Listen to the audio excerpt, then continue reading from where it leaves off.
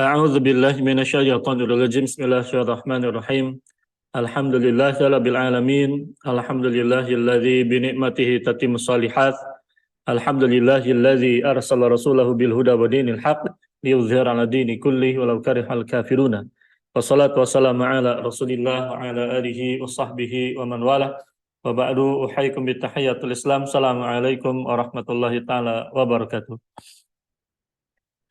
Barakallahu lana wa lakum ikhwatal kiram ma'azalan wa iyyakum di dalam kesempatan subuh yang berbahagia kali ini bi fadillah taala kita bisa bermuajah kembali dengan wasilah tim ngaji subuh. Semoga Allah berkahi, semoga Allah kumpulkan kemudian kita semua di jannah firdausil a'la bersama dengan Al-Mustafa sallallahu alaihi wasallam, baginda Rasulullah sallallahu alaihi wasallam, para sahabatnya, para pejuang Islam, para ulama, siddiqin, aulai salihin, tanpa kemudian didahului oleh azab dan siksa itu sendiri. Allahumma amin.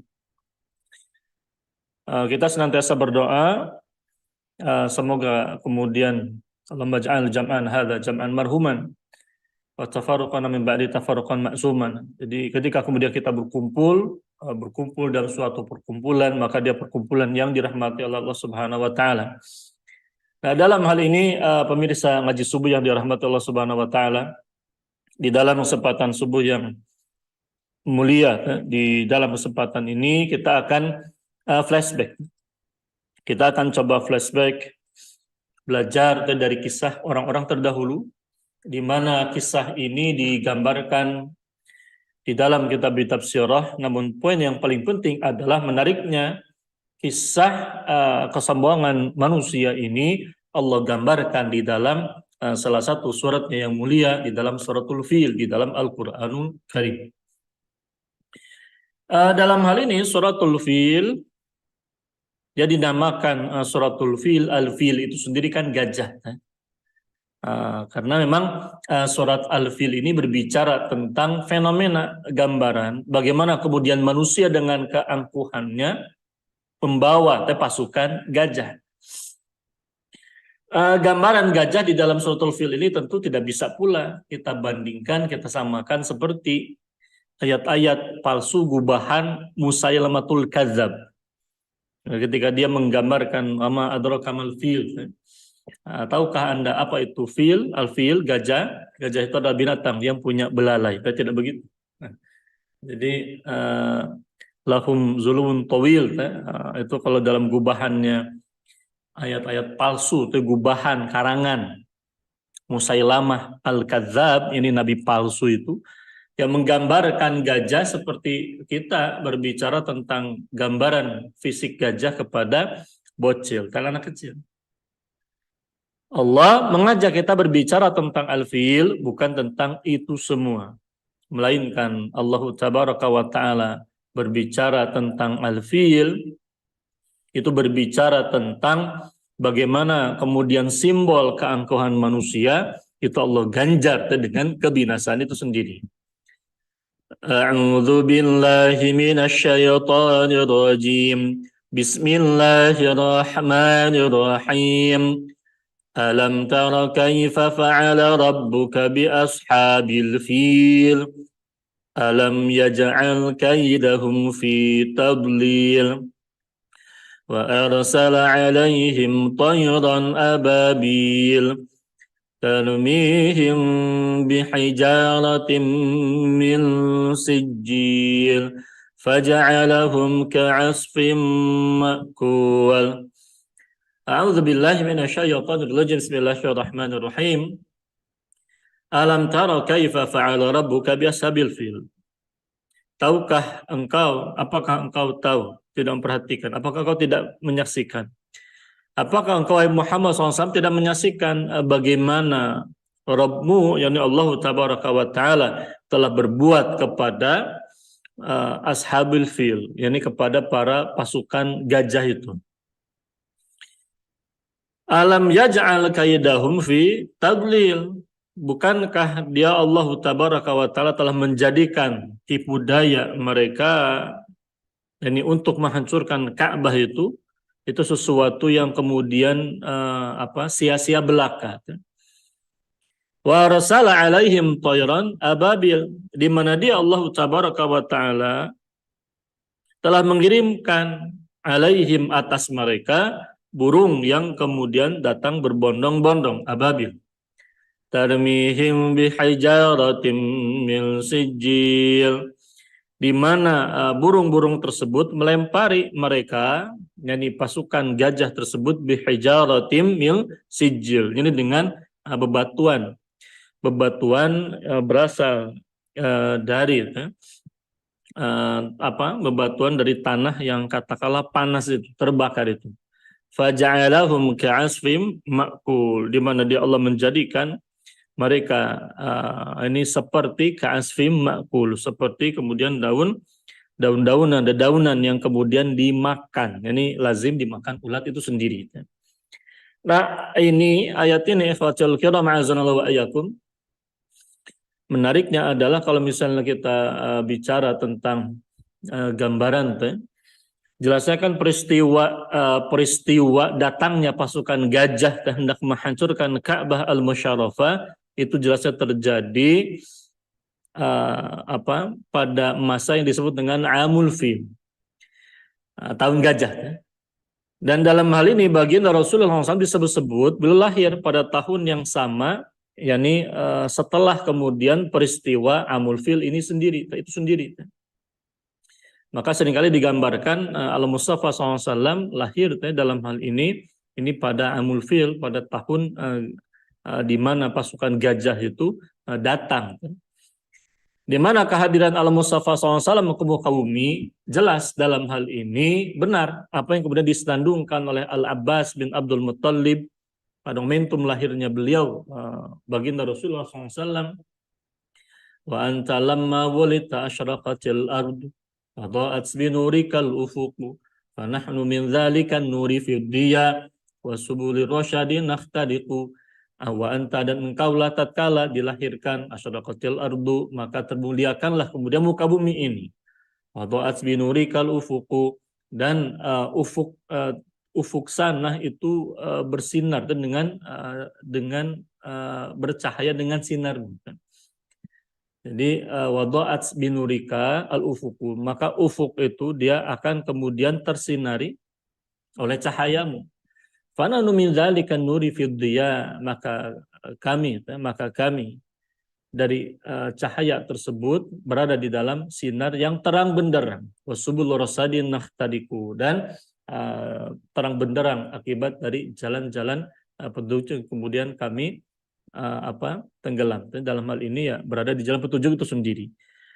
Nah, ini menarik, kelahiran Al-Mustafa SAW yang kemudian digambarkan di dalam kitab-kitab sirah itu, ikhwatul kiram a'azanallahu wa iyyakum, yang disebutkan di dalam kitab-kitab sirah semisal kitab Ar-Rahiqil Makhtum, misalnya tadi malam murojaah seperti biasa.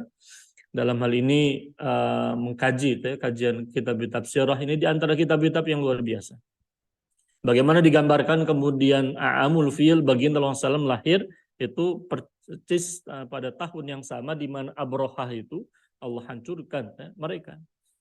Nah, dalam hal ini menjadi seakan-akan menjadi tambahan isyarat. Karena kalau kita bicara tentang kelahiran Al-Mustafa SAW, maka para ulama di dalam kitab-kitab mereka, terutama dalam kitab-kitab sirah, katakanlah Al-Imam Al-Baihaqi dalam kitab Dalailun Nubuwah, Al-Hafidz Ibnu Katsir dalam As-Sirah An-Nabawiyah, diringkaskan kemudian oleh Asy-Syaikh Safiyur Rahman Al-Mubarakfuri itu di dalam kitab Ar-Rahiq Al-Makhtum, ini di dalam kitab yang kemudian meraih penghargaan di dalam musabaqah penulisan kitab sirah, ini kitab Ar-Rahiqul Makhtum ini. Nah, di dalam kitab-kitab ini kan digambarkan bahwa peristiwa di mana lahirnya baginda Rasulullah muka bumi itu diikuti dengan berbagai macam irhasat. Wa qad ruwiya anna irhasati bil bi'sati waqa'at indal milad. Jadi telah diriwayatkan bahwa berbagai macam kejadian luar biasa, jadi berbagai macam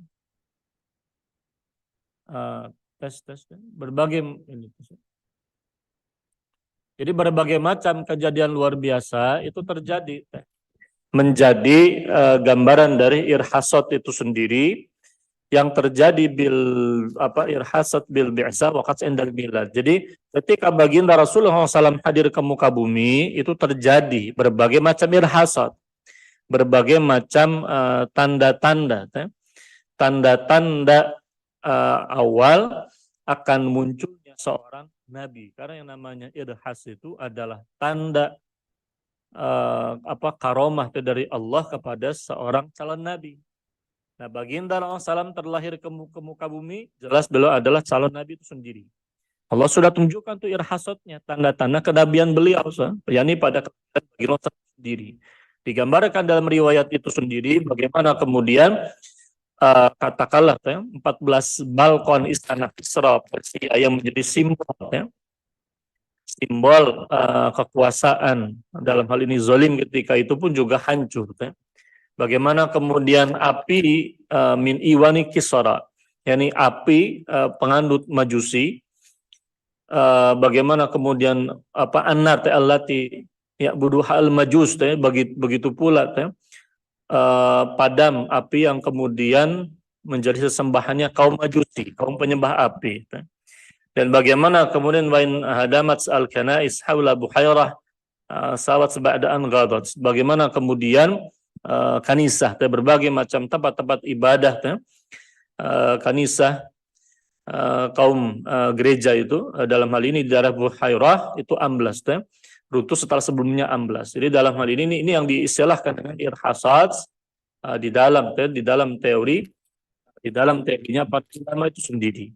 Nah, ikhwatul kiram ma'azanallahu wa iyyakum, suratul Fil ini yang kemudian digambarkan oleh para ulama, jelas dia merupakan surat Makkiyah.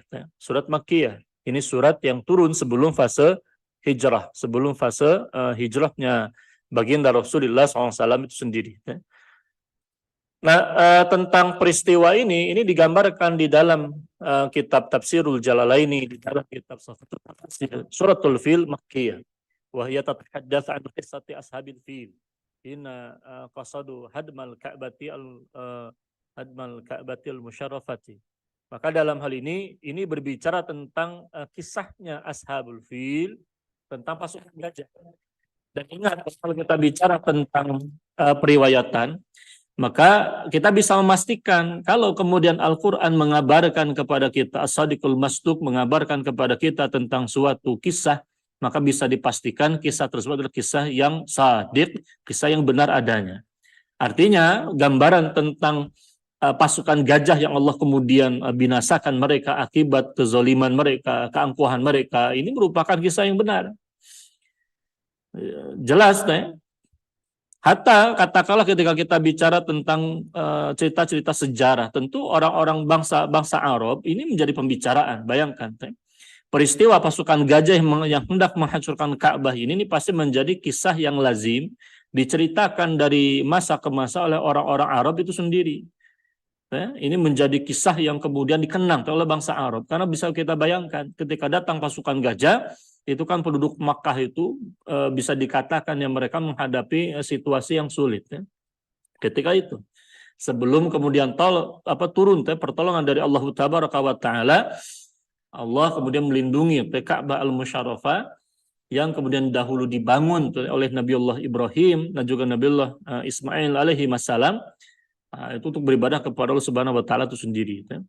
Nah, dalam hal ini suratul Fil ini menggambarkan kisah ashabul Fil ketika kemudian mereka bermaksud menghancurkan Ka'bah yang dimuliakan, faradallahu kaidahum fi nuhurihim. Kemudian Allah membalikkan tipu daya mereka, tipu daya ashabul Fil ini kejahatan mereka, yakni kepada mereka sendiri. Dalam hal ini Allah menjaga baitahu min tasallutihim wa tughyanihim. Allah menjaga kemudian Baitullah Al-Haram ini, Allah menjaga Makkah Ka'bah Al-Musyarrafah ini dari penguasaan dan kezoliman tindakan kesewenang-wenangannya mereka.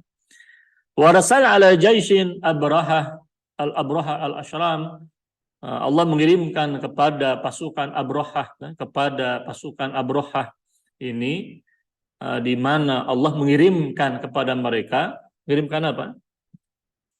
Jadi warsala ala jaisi Abrahah al-Ashram, wajunu dahu ad'afa makhluqatihi. Jadi Allah mengirimkan bala tentara dalam pasukan selemah-lemahnya makhluk ciptaan Allah. Bayangkan kita berbicara tentang pasukan gajah. Allah mereka manusia bisa membayangkan gajah itu kan simbol kekuatan. Jangankan manusia, singa saja bisa dikatakan ketika berhadapan dengan gajah, seekor gajah dewasa, apalagi sekumpulan gajah, dan kita bisa bayangkan ashabul fil dalam hal ini itu lebih dari satu.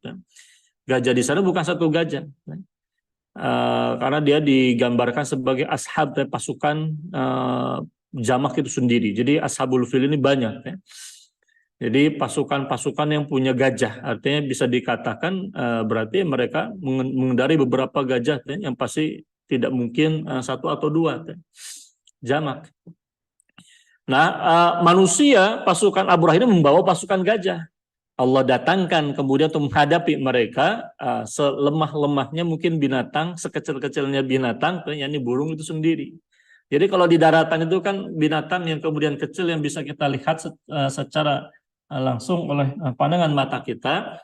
Yang paling besar ya gajah di daratan, yang paling kecil ya burung, katakanlah di udara dan di pepohonan. Maka bisa dikatakan dia adalah makhluk yang paling lemah, makhluk yang bahkan bisa dimakan oleh kucing. Jadi saya masih ingat betul, sedikit curhat saja ini, Kang ini Muhammad, dulu ketika di Cianjur itu Anda pernah punya ini burung yang betul-betul sudah jinak. Anak masih kecil waktu itu bisa tanpa dikandangkan, dia ada di tengah-tengah kita, jadi tidak usah dikandangkan.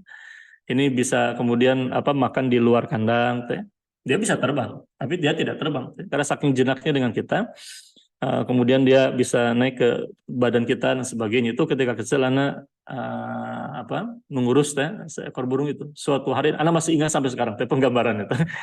Anda masih ingat sampai sekarang bagaimana kemudian detik-detik ketika burung itu disergap oleh apa? Oleh singa, bukan, oleh kucing, oleh kucing. Anda sampai sampai anak kejar itu kucing tidak dapat, udah tamat riwayat burung itu, usia sampai segitu ternyata.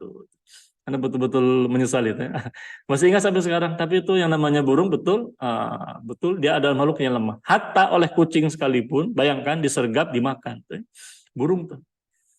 Nah, ini Allah kirimkan burung-burung itu kepada pasukan gajah, bayangkan. Bukan menghadapi kucing. Seperti tadi dalam cerita ketika anak masa kecil lalu, bukan kucing.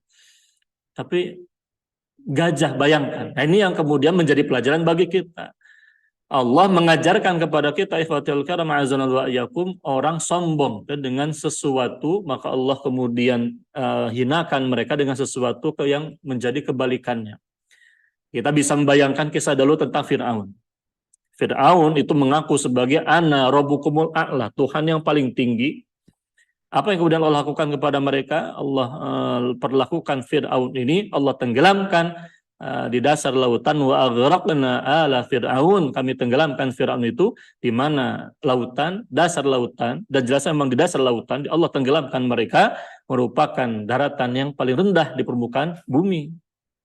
Fir'aun mengaku Tuhan yang paling tinggi, Allah rendahkan, Allah hinakan dia di daratan yang paling rendah. Bukan di daratan darat, melainkan di daratan dasar permukaan laut. Itu merupakan dasar bumi yang paling rendah. Bayangkan.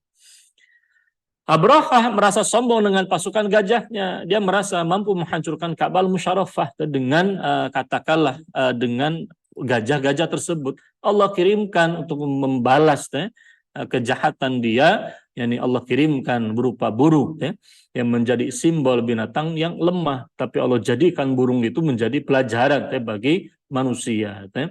Bagaimana kemudian burung ini tahmilu alati tahmilu fi arjuliha wa manaqi riha hijarah saghirah, mereka membawa, bayangkan batu yang kecil itu. Dia membawa batu yang kecil itu yang kemudian bisa dikatakan meskipun ukurannya kecil, walakinnah asyaddu fatakan wa tadmiran min ar-rasasat al-qatilah. Bahkan dia seperti peluru yang kemudian bisa mematikan itu. Karena ketika dilemparkan oleh burung-burung itu, dia sifat itu panas. Hatta ahlakahumullahu, sehingga kemudian Allah menghancurkan mereka, wa abadahum an akhirihim. Dan jelasnya memang Allah menghancurkan mereka, Allah membinasakan mereka dengan, bayangkan, dengan burung yang membawa batu-batu kecil.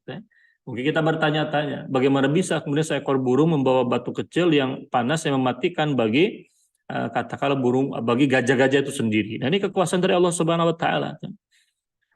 Wa kana dzalika al-hadath at-tarikhi al-ham fi 'ami miladi sayyidil kainat Muhammad ibn Abdullah sanata sab'ina wa khamsumiyah miladiyah. Di mana peristiwa ini merupakan peristiwa bersejarah yang sangat penting. Terjadi pada tahun kelahiran Sayyidil Kainat, yakni Al-Mustafa SAW, Nabi Muhammad bin Abdullah, Rasulullah Muhammadin SAW, pada tahun katakanlah 570-an Masehi. Pada tahun 500, sekitar tahun 570-an Masehi. Sanata sab'ina wa khamsumiyah miladiyah. Ini pada tahun sekitar 570 Masehi. Wa kana min azamil irhasat adalah ala sidqi nubuwati SAW. Dan dia menjadi sebesar-besarnya, seagung-agungnya senjata yang menunjukkan kepada kebenaran kenabian baginda Rasulullah SAW itu sendiri. Karena kita mendapati dalam suatu fil itu Allah yang kemudian hakikatnya menghendaki terjadinya peristiwa pengiriman burung-burung tersebut itu sendiri. Dan kalau misalnya kita lihat secara bahasa, jadi kalau kita bicara tentang ayat ini, menariknya para pemirsa yang dirahmati Allah Subhanahu wa taala, di dalam kitab Tafsirul Jalalaini, jadi di dalam kitab Tafsirul Jalalaini dikatakan alam taro kaifa fa'ala rabbuka biashabil fil. Alam taro. Nah, ini merupakan bentuk kalimat tanya, istifham, ta'ajjub. Jadi alam taro, bukankah engkau menyaksikan? Nah, ini peristiwa, ini kalimat tanya, bukan kalimat pertanyaannya butuh jawaban. Karena jelasnya dia menggambarkan makna ta'ajjub itu, istifham ta'ajjub. Istifham ta'ajjub itu. Jadi menunjukkan sesuatu yang luar biasa, menakjubkan. Kaifa fa'ala rabbuka biashabil fil? Bagaimana kemudian dia Allah Tabaraka wa Ta'ala berbuat kepada ashabul fil? Allah menisbatkan, mengidhafatkan dalam hal ini nama baginda Rasulullah SAW itu pada mudhaf ilaih dengan kata Rabbuka. Rabbuka ini mengandung apa? Ini mengandung bentuk pemuliaan kepada kedudukan baginda Rasulullah SAW sebagai hamba Allah Tabaraka wa Ta'ala, Allah yang kemudian maha mengatur ke alam raya. Allah yang kemudian maha mengatur alam raya ini mampu kemudian mengatur katakanlah ketentuan untuk Abroha, pasukan gajah ini yang kemudian angkuh itu. Biashabil fil huwa Mahmud wa ashabuhu Abroha malikul Yaman wa Habasyah wa jaishuh. Jadi dalam hal ini yang menjadi pemilik gajah itu sendiri namanya itu Mahmud, disertai oleh ashabnya, kawan-kawannya, yakni Abroha, Malik, raja Yaman, dan juga bala tentaranya itu sendiri. Jadi raja negeri Yaman bernama Abroha berikut bala tentaranya. Di mana ia bana bisun'a kanisatan. Nah, dia di mana di negeri San'a itu di Yaman itu, di salah satu wilayah di Yaman itu dia mendirikan suatu kanisa, suatu gereja. Untuk apa? Agar kemudian orang-orang berpaling kepadanya ketika musim haji. Jadi orang-orang haji itu berpaling kepadanya dari kota Makkah itu sendiri, dan dalam hal ini untuk berpaling ke kanisa tersebut. Nah, kalau di sini digambarkan, jadi fa'ahdatha rajulun min Kinana fiha. Jadi dalam hal ini ada kemudian pria dari Bani Kinanah, yani dari orang Arab itu disebut-sebut di sini. Jadi ada kemudian seorang pria dari Bani Kinanah, ini orang Arab. Jadi dia melakukan berulah, ibaratnya berulah dengan cara mengotori bil uzrah. Jadi mengotori kemudian kanisa tersebut ihtiqaran lahu. Jadi ihtiqaran biha. Jadi dia melumuri kanisa tersebut dengan kotoran unta dengan maksud merendahkannya. Jadi kalau di sini disebutkan latar belakang kenapa kemudian Abrohah ini di samping memang terkenal di dalam sejarah itu kan Abrohah dia ingin menghancurkan Ka'bah karena dia punya motif duniawi, ingin agar kanisahnya itu dikunjungi, diziarahi oleh orang-orang. Orang-orang tidak perlu, kata dia, pergi ke kota Mekah, ke Ka'bah, melainkan bisa kemudian ke kanisah yang ada di Sun'a itu sendiri. Nisi Abraha ini bersumpah dia akan menghancurkan Al-Ka'bah itu sendiri. Maka dia mendatangi kota Makkah, tafaja'a Makkah bijaishihi, dengan bala tentaranya. Afyalil Yaman. Dalam hal ini dia datang kemudian katakanlah dengan bala tentaranya, bahkan dia bersumpah dia datang bersama dengan bala tentara gajah-gajah yang kemudian dimiliki oleh kawannya ini bernama Mahmud itu sendiri. Nah ini fahina, dan ketika kemudian tabajjau li hadmil Ka'bati, nah ketika kemudian dia menuju Ka'bah, dia mulai mendekati kota Ka'bah. Arsalallahu alaihim ma qasafi qawli alam yaj'al ay ja'ala kaidahum fi hadmil Ka'bati fi tadlil khasara wa halak. Ini ketika kemudian mereka berupaya memasuki Ka'bah itu untuk menghancurkan Ka'bah dengan pasukan gajahnya, katakanlah menghancurkan tempat-tempat sekelilingnya. Karena yang namanya Ka'bah itu kan jangankan bangunan-bangunan, yang namanya pohon saja kan bisa mereka tumbangkan, itu gajah. Ini jumlahnya katakanlah banyak. Nah, gajah kemudian didatangkan untuk menghancurkan Ka'bah, maka Allah kemudian kirimkan kepada Ka'bah ini apa yang kemudian Allah kisahkan di dalam firman-Nya, alam yaj'al, bukankah kami telah menjadikan, ay ja'ala, Allah telah menjadikan. Alam yaj'al kaidahum fi tadlil. Menariknya, di dalam ayat ini Allah mengajak kita seakan-akan, jadi Allah mengajak baginda Rasulullah SAW dan juga kita untuk membayangkan seakan-akan kisah itu terjadi di hadapan kita. Kenapa?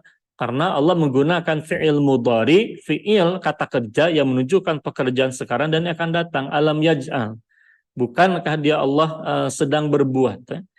Padahal maknanya ay ja'ala, karena peristiwa Allah binasakan mereka telah terjadi di hari di tahun yang sama setelah kelahiran sebelum kelahiran baginda Rasulullah SAW itu sendiri ke dunia. Jadi kalimat alam yaj'al ini seakan-akan Allah mengajak kita membayangkan hal keadaan yang sedang terjadi ketika itu. Jadi bayangkan tuh bagaimana kemudian hiruk pikuknya kejadian peristiwa penghancuran Ka'bah, kemudian Allah timpakan kepada mereka. Dalam hal ini Allah timpakan kepada mereka kebinasaan. Allah menjadikan tipu daya mereka ini fitadlil. Allah menggunakan istilah alam yaj'al kaidah. Allah menggunakan istilah kaid untuk menggambarkan kejahatan mereka fi hadmil Ka'bah. Jadi seakan-akan sesuatu yang sifatnya kejahatan, katakanlah penipuan, tipu daya itu sendiri. Nah Allah balas, al jaza'u min jinsil amal fit tadlil. Allah jadikan tipu daya mereka ini sia-sia saja. Artinya seakan-akan mereka baru berencana melakukan tipu daya, melakukan makar kejahatan. Belum terjadi, ibaratnya baru hendak dilakukan betul-betul detik-detik menuju penghancuran Ka'bah itu, Allah kemudian dengan mudahnya menghancurkan, membolak-balikan tipu daya atau kejahatan mereka. Bagaimana kemudian fi tadlil khasaratin wa halakin, di dalam kesia-siaan itu sendiri. Wa arsala alaihim tayran ababil, dan Allah mengirimkan kepada mereka tayran, yakni burung ababil, itu menunjukkan makna jama'atin, yakni berbondong-bondong. Dan dikatakan kila la wahidalahu ka'asatir wa qila wahiduhu abwal au ibal au ibil. Nah dalam hal ini ikhwatul kiram azallahu wa iyyakum, jadi lafal gambaran tentang toiron ababil ini menggambarkan ibaratnya burung yang kemudian datang secara berbondong-bondong itu sendiri. Dia burung yang kemudian datang berbondong-bondong, bergelombang-gelombang, saking banyaknya. Dikatakan toiron ababil, Allah kirimkan itu, pasukan burung itu. Gajah yang didatangkan oleh pasukan Abraha, Allah binasakan kemudian oleh burung yang kecil, oleh benda yang kecilnya berupa batu saja. Bayangkan gajah ini bisa kemudian melemparkan pepohonan atau melemparkan batu, bahkan mereka kan seringkali digunakan tenaga mereka untuk itu, urusan-urusan berat terutama pada masa dahulu kala. Nah dalam hal ini Allah turunkan kepada mereka burung-burung yang kecil itu pun juga membawa batu-batuan yang kecil. Tarmihim bihijaratin min sijil, yakni melempari. Jadi burung-burung itu ketika peristiwa itu terjadi, tarmihim. Bayangkan kalimat tarmi ini pun juga dengan fi'il mudhari. Allah menggambarkan seakan-akan Allah melempari mereka dengan bebatuan min sijil tin matbuh dari tanah liat yang kemudian dimasak atau yang dipanaskan. Tanah liat yang kemudian mengeras dan dia bersifat panas. Faja'alahum ka'asfim ma'kul, dan Allah menjadikan mereka seperti katakanlah seperti dedaunan kawaraqin zal'i akalathu ad-dawab. Jadi dalam hal ini seperti katakanlah dedaunan yang kemudian kawaraqi seperti warak, seperti dedaunan itu sendiri, akalathu ad-dawab, yang kemudian ulat-ulat memakannya. Jadi seperti dedaunan yang dimakan oleh ulat-ulat, binasa. Bisa kita bayangkan. Ini kan bentuk tasbih, itu namanya dalam kajian balaghah ini menggambarkan bentuk tasbih. Allah menyerupakan kebinasaan, proses kebinasaan pasukan gajah ini seperti dedaunan yang kemudian dimakan sedikit demi sedikit oleh apa? Oleh katakanlah ulat itu sendiri. Binasa. Jadi dia perlahan tapi pastilah ibaratnya. Ahlakahumullahu ta'ala kulla wahidin bi ja'al maktub ala ismuhu. Jadi bahwa akbar minal adasah wa asgar minal hams. Jadi dalam hal ini ikhwatul kiram ma'azallahu wa iyyakum, Allah membinasakan mereka. Bahkan jelasnya Allah membinasakan setiap diri mereka itu. Jadi Allah membinasakan mereka. Setiap orang dari mereka dengan batu. Bahkan kalau di sini wallahu alam ini jelasnya mungkin dalam riwayat tapi jelasnya Al-Hafidz As-Suyuti menggambarkan bahwa al-maktub ala ismuhu, jadi tertulis itu nama setiap orang pasukan gajah di mana bebatuan itu turun kemudian sesuai dengan peruntukan nama pada batu tersebut. Jadi dengan bebatuan itu dengan al-maktub ala ismuhu, jadi tertulis kemudian bihajrihi al-maktub ala ismuhu, jadi tertulis kemudian pada batu-batuan tadi bihajari pada batuan tadi tertulis kemudian namanya pada setiap itu. Jadi Allah menghancurkan mereka. Ahlakumullahu ta'ala kulla wahidin bi hajarihi al-maktub ala ismuhu, jadi yang tertulis kemudian namanya tertulis pada nama batu-batu tersebut. Dan jelasnya ikhwatil kiram ma'azallahu wa iyyakum. Jadi kalau misalnya ini digambarkan kalau di sini dia akbar minal adasah. Jadi dia lebih besar ukuran itu dari biji biji adas Biji adas itu sendiri. Tapi jelasnya dia lebih kecil daripada biji hams. Jadi dan jelasnya dia mampu kemudian yukhriqu al-baydata wa rajula wal fil wasil ilal ardi wa kana hadza amun maulidin Nabi SAW. Jadi dalam hal ini bahkan dia mampu ibaratnya menembus dan membakar. Jadi si bebatuan ini bayangkan di sini disebutkan oleh Al-Hafidz As-Suyuti di dalam kitab Tafsirul Jalalaini bahwa bebatuan tadi yang panas ini tin matbuh, yakni seperti tanah liat yang kemudian dipanaskan hingga mengering dan dia bersifat panas. Jelasnya dia mampu kemudian membakar katakanlah pelindung seperti baju pelindung perang itu, membakar orangnya, membakar gajahnya, jadi membinasakan mereka semua hingga kemudian katakanlah tembus jatuh ke tanah. Jadi si bebatuan tadi seperti ibaratnya tadi ketika ulat itu kan ketika mereka memakan dedaunan itu kan sedikit hingga habis. Dan ini bebatuan itu seperti ibaratnya kalau disini digambarkan ya masuk ke dalam tubuh orang-orang jahat ini yang kemudian tembus hingga ke tanah. Yasul ilal ardu. Wa kana hadza, dan peristiwa ini amu walidin Nabi SAW terjadi pada tahun sebelum kemudian pada tahun yang sama sebelum kelahiran baginda Rasulullah SAW itu sendiri. Nah ayat ini ikhwatul kiram ma'azallahu wa iyyakum jelas dia menggambarkan bagaimana kemudian kesudahan orang-orang yang angkuh dengan kesombongannya hendak melakukan kejahatan kepada syiar di antara syiar-syiar agama Allah tabaraka wa taala. Karena kalau kita bicara tentang Ka'bah al-Musyarrafah, jelas yang namanya Ka'bah al-Musyarrafah itu dia masuk dalam kuman ayat wa may yu'azzim sya'airallah fa innaha min taqwal qulub.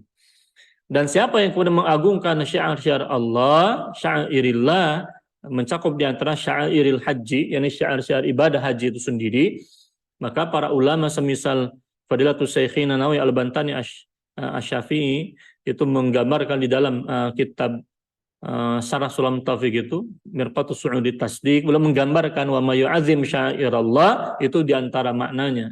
Belum mencontohkan yang Safa, Marwah, Ka'bah itu di antara syiar-syiar dari Allah Tabaraka wa Ta'ala itu sendiri. Orang yang hendak menghancurkan syiar-syiar agama Allah, maka Allah balas kemudian kejahatan mereka. Nah, dalam hal ini ikhwatul kiram ma'azalallahu wa iyyakum, ini menjadi pelajaran. Ini menjadi pelajaran. Jangan kemudian bersikap angkuh terhadap agama Allah.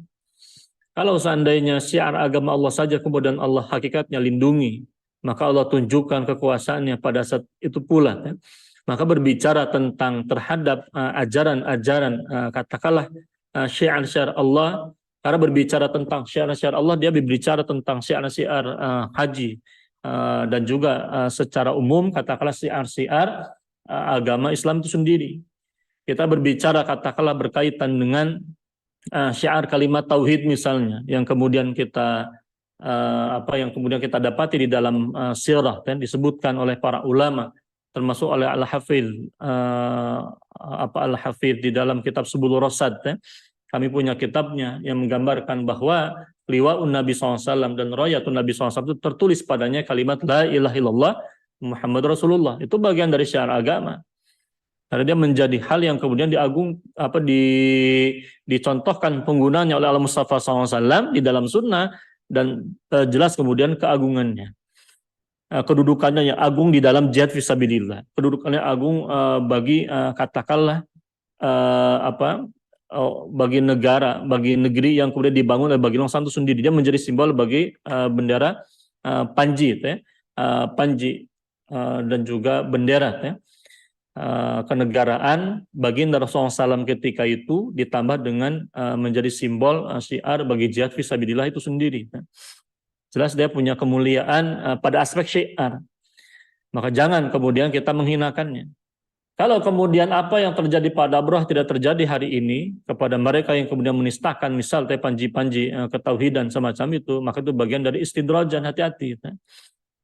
Apalagi ketika seseorang menghinakan ajaran-ajaran Islam, menghinakan syarat Allah Tabaraka wa Ta'ala. Orang berbicara tentang syarat Allah itu bukan bicara tentang bukan hanya berbicara tentang tanda petik, bukan hanya bicara tanda petik tentang katakanlah ibadah, salat, zakat, siam Ramadan, haji ke Baitullah, tapi mencakup setiap apa yang kemudian diajarkan oleh Quran dan Sunnah. Termasuk diantaranya berbicara tentang syiar agama Allah Tabaraka wa Ta'ala. Apa yang kemudian diucapkan oleh siapa? Oleh lisan yang mulia Al-Mustafa SAW. Tsumma takunu khilafatan ala minhajun nubuwah. Di mana khilafah dalam hadis ini disifati oleh baginda Rasulullah SAW dalam hadis sahih atau minimal hasan. Disahihkan oleh Al-Hafidh Al-Iraqi, guru dari Al-Hafidh Ibnu Hajar Asqalani. Bahwa hakikat dalam hadis riwayat Imam Ahmad dan Al-Bazzar ini, khilafah itu disifati oleh baginda Rasulullah SAW dengan sifat apa? Dengan sifat katakanlah bermanhajkan kenabian. Bermanhajkan kenabian. Maka ketika kita berbicara tentang khilafah, jelas dia bagian dari syiar, bagian dari syiar Islam, bagian dari sunnah baginda Rasulullah SAW yang menjadi bagian dari wajib yang kita muliakan. Wa may yu'azzim sya'airallah fa inna min taqwal qulub. Memuliakan ajaran-ajaran Islam dari mulai ajaran berkaitan dengan syahadah hingga kemudian khilafah itu bagian dari ketakwaan kolbunya seseorang. Seseorang yang kemudian menjadikan kalimat la ilaha illallah di dalam kolbunya, maka lazim baginya mengagungkan syiar dari mulai syiar kalimat tauhid, baik yang terucap di lisan, yang diyakini dalam kolbu, diucap dalam lisan, kemudian dituliskan di dalam panji-panji syiar keagamaan, syiar-syiar Islam itu sendiri, seperti yang dilakukan di dalam catatan sirah, bagaimana kemudian baginda Rasulullah SAW dan juga para sahabatnya menjadikan kalimat la ilaha illallah Muhammad Rasulullah itu tertera di Al-Maktub, pada Panji Al-Liwa dan Ar-Royah itu sendiri. Jadi wajib diagungkan juga. Nah, ini pelajaran. Jangan sampai kemudian menjadi istidrajan, dibiarkan dosa menumpuk, pada akhirnya ketika di akhirat ini ditumpuk ganjaran atau balasannya. Nah, ini kita wajib takut. Nah, ini kan menjadi pelajaran. Orang mereka berada pada puncak katakanlah kekuasaan. Bayangkan. Abroha ini dengan ashabul filnya, dengan bala tentara pasukan gajahnya, dia merasa berada di atas awan. Berada di atas awan itu. Dia merasa berada pada puncak-puncaknya, bisa berbuat sekehendak hatinya, menghancurkan syiar-syiar agama Allah Tabaraka wa Ta'ala. Tidak bisa pada kenyataannya. Bahkan Allah gambarkan apa yang kemudian hendak dia lakukan detik-detiknya itu hanya Allah gambarkan seperti tipu daya saja. Karena hakikatnya ini menipu diri mereka sendiri. Jadi apa yang kemudian mereka saksikan berupa pasukan gajah ini, lalu dia merasa angkuh berada di atas segala-galanya, mampu melakukan kejahatan ini itu kepada katakanlah Ka'bah al-Musyarrafah. Segitunya, mohon maaf lil asaf, segitunya orang-orang Mekah ketika itu sebetulnya mereka dalam kesyirikan. Mereka pun juga hakikatnya mengotori Ka'bah al-Musyarrafah dengan kesesatan yang dibawa oleh akibat kejahatannya Amr bin Luhai dahulu kala. Hingga kemudian Ka'bah al-Musyarrafah ketika itu di sekelilingnya, saya katakan di sekelilingnya itu dikotori tanda petik dengan patung-patung sembahan kaum musyrikin. Tapi esensinya adalah yang namanya Ka'bah itu hakikatnya dia merupakan simbol haji, syiar dari agama Allah Ta'ala itu sendiri. Nah, adapun kerusakan yang dibuat oleh orang-orang musyrikin Mekah ketika itu, maka memang tugasnya Islam hadir kemudian membersihkan kota Mekah dari kesyirikan tersebut. Dan itu terjadi. Jadi Ka'bah al-Musyarrafah tetap kemuliaannya dikembalikan kembali setelah tegaknya kemudian kekuasaan Islam di Yasrib, ini setelah peristiwa Fathu Mekah itu sendiri. Jadi dalam hal ini ikhwatul kiram ma'azalan wa iyyakum, ini menjadi pelajaran. Jangan kemudian menjadi orang yang angkuh kepada ajaran-ajaran Allah Tabaraka wa Ta'ala. Terakhir, orang merasa memiliki kekuasaan, merasa di atas awang-awang, dan mampu melakukan kejahatan kepada dakwah, kepada para pengembannya, kepada para ulamanya. Hanya karena tipu daya dia merasa memiliki kekuasaan itu sendiri. Tidak. Allah sudah menunjukkan di sini betapa pasukan gajah yang melabui hingga membuat hidung mereka anfu fis sama, seperti di atas langit itu hanya angan-angan kosong belaka. Pada hakikatnya mereka tak punya kekuasaan. Walillahi ma fis samawati wa fil ardi, dan milik Allah lah apa yang ada di langit lagi apa yang di bumi. Allah yang maha kuasa, Allah yang kemudian maha memiliki kekuasaan, dan selama kemudian kita berada di jalan Allah Tabaraka wa Ta'ala, pilihannya berada pada dua kondisi. Apakah kemudian dimuliakan dengan Islam, dan kita berdoa semoga Allah muliakan kita dengan Islam itu, atau yang kedua diwafatkan menjadi bagian dari syuhada dan memperjuangkan Islam sendiri, memperjuangkan Islam itu sendiri. Barakallahu lana wa lakum ikhwatal kiram ma'azalan wa iyyakum. Barakallahu fikum. Wassalamualaikum warahmatullahi taala wabarakatuh.